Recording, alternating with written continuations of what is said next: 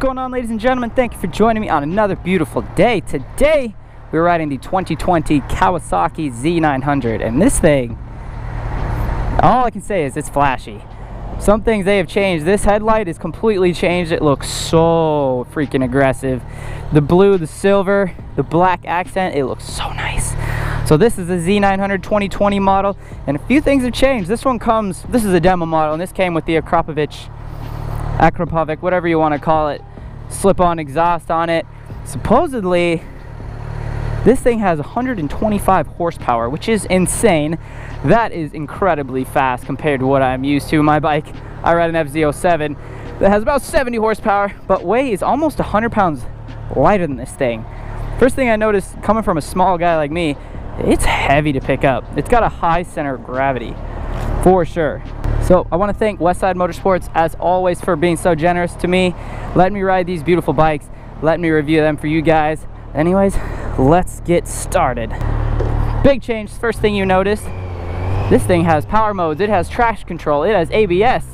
The Z900 I rode last year, I don't remember having any of that stuff. It was go or no, basically. This thing has three riding modes.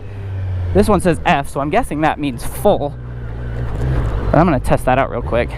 And KTRC means Kawasaki Traction Control. So this is definitely a change from last year.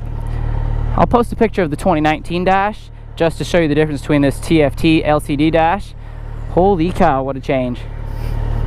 Let's see if I can change some of this. Okay, so the selector mode lets me choose, I'm guessing L means low. Okay, so we have so we have two riding modes. It's L and F. I'm guessing low power and full power. So we're gonna start in L, and we're gonna start in, I'm guessing 3 is full traction control. Okay, let's give this a shot.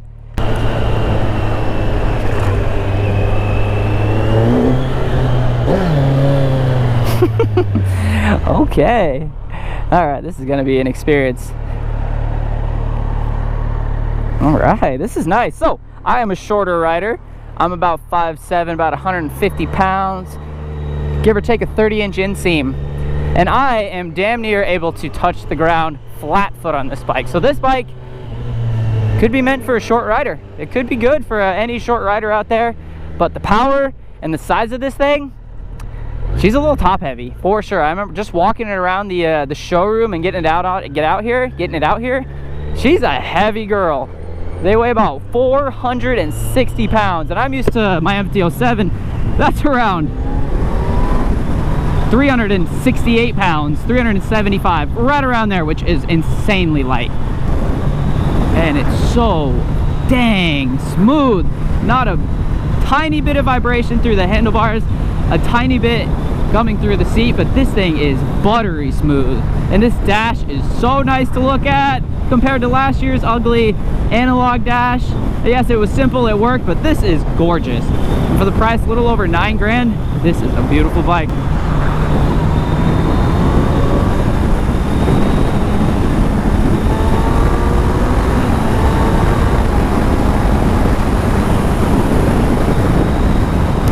One thing I did notice as I got around 6 grand, this thing, it's got a little bit more vibration. Almost like, I rode the CB1000, it almost has as much vibration as that bike does, which is a lot. It like tickles your, you know, your underbits just a bit. And to be honest, after a long period of time, I don't know, that could be kind of uncomfortable. Oh, you can see the traction control kick in when I wanted to throttle up there. So you know it's definitely working. I'm curious if you can change it on the fly. Nope. You have to be stopped, I'm guessing. Maybe off the throttle? Nope, you have to be completely stopped to change riding modes. I do not know how I feel about that. I like on the FZ09 that you can just let off throttle and you can change the riding modes. You can change the traction control settings. I like that. I don't want to have to stop on the side of the road or wait for a stoplight to change the riding modes. I think that's kind of silly. Goodness gracious. I can tell what they're saying though.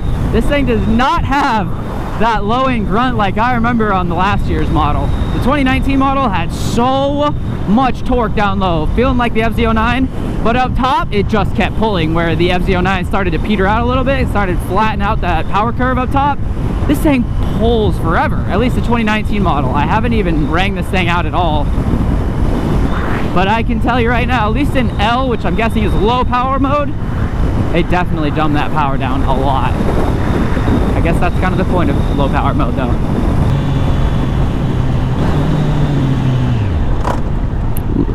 The brakes are solid though, I'll tell you that. I like it's very easy to get into neutral. All right, I'm gonna pop it in real quick, try to at least. Pop it into full power mode. Full power mode, and we're gonna try traction control. Come on, hurry up. Traction control level 2. Okay, so that is another thing, man. I like the on the MT09, it's one button. You have an ABS button, or I mean you have a traction control button and you have a power mode button. I like that. It should be nice and simple. I'm sorry, it's not a button. The traction control is a switch, but it's a much simpler. That took me like 10 seconds. Granted, you could probably get faster, but that should not take that long. I feel like that is kind of counterintuitive. Holy crap.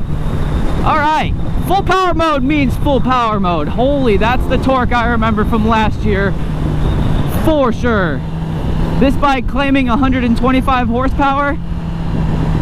I'm curious what that feels like, up to 10 grand, all right? Let's take a look. Holy. Okay, that pulls like a freight train, and the front end stayed down on me. Holy cow, this thing feels like a proper sport bike, to be honest, with that low end torque. So I like to quote, or you know, I like to show my experience, which my experience is on the Yamaha MTs and FZ models. I've ridden the FZ09 and the FZ07 for years now, and those bikes, when you get on throttle, they're very floaty. At least the FZ09, the front end wants to float.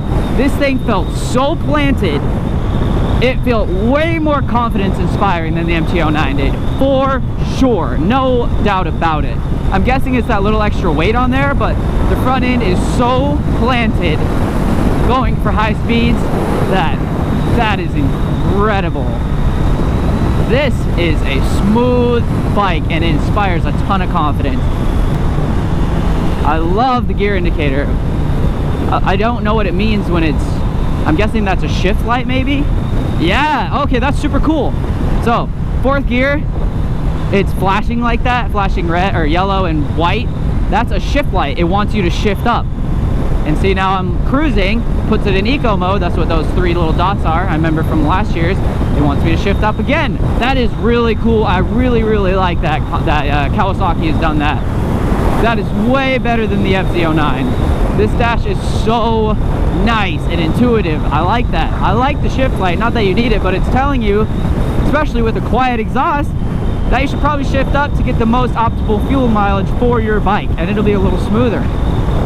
I really like that. Well done, Kawasaki, for that little minor touch. That makes a big difference. Well done. So we're gonna stop, take some pictures, take some videos of this beautiful bike. I'll be back with you guys in just 1 second.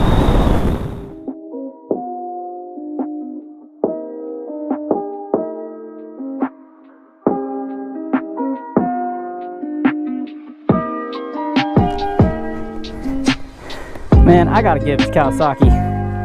This is a good bike. I'm like a Yamaha Honda fanboy, to be honest.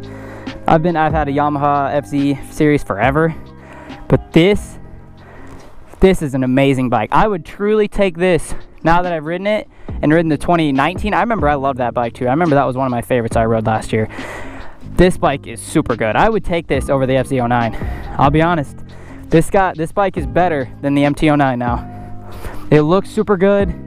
It's very smooth, and it is so damn pretty. I didn't like it in the showroom. I thought it was like a little too flashy, but out here in the sunlight, this blue pops so good. It looks amazing. Nice little pearl in it. This bike, Kawasaki did this bike right. This is a good bike.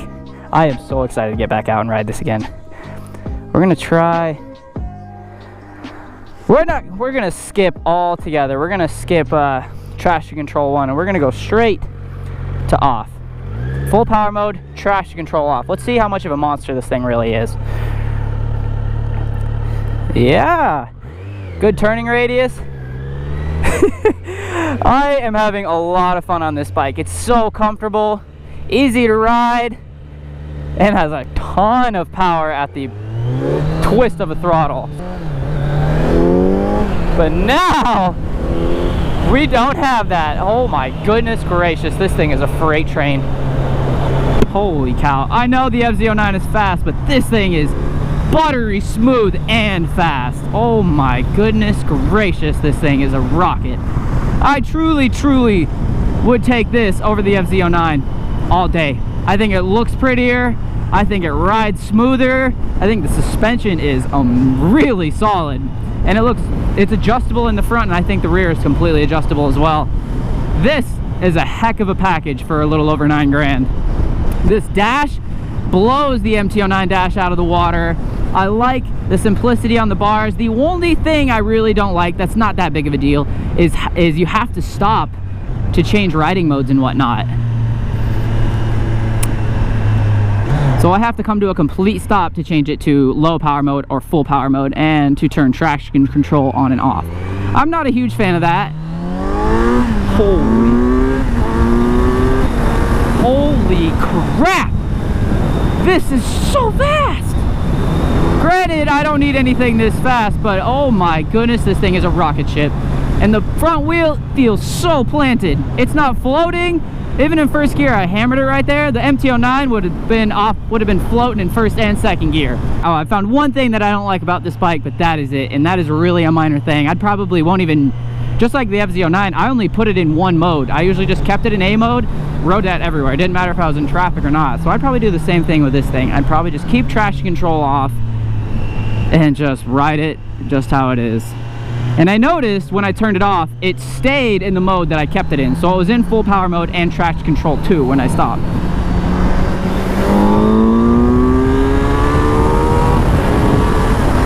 Goodness gracious. Okay. That is, this is a fast bike. Absolutely no problem getting onto the freeway from an on-ramp. This thing is planted, it's fun, and holy heck, what a freaking machine. It's crazy what in 2020 all the options we have. This is a heck of an option for 9 grand, a little over 9 grand. This is an insanely good bang for buck bike. And if you guys are looking for a machine right in this naked category between the Z900, MT-09, the SV900, the XZ650, the GSXS 1750.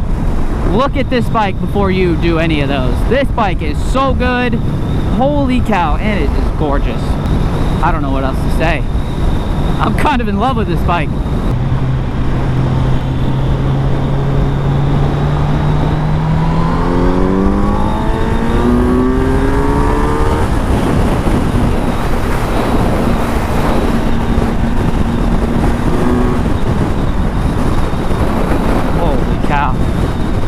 Oh my gosh, this is so good. Alright guys, that is it for this video. I hope you guys enjoyed it. I certainly did. This is an amazing bike. I don't know if a bike can top this one, I will let you know, but this tops my bikes right now. This is my favorite bike that I've ever ridden this year. Hands down, this is a good bike. So if you guys enjoyed that video, make sure you go down below, hit that like, hit that subscribe button, and comment what you thought. Thank you very much, guys. Oh, make sure to go check out Westside Motorsports as well. I would truly appreciate it, and I know they would too. Thank you very much, guys. I will see you in the next one. Peace.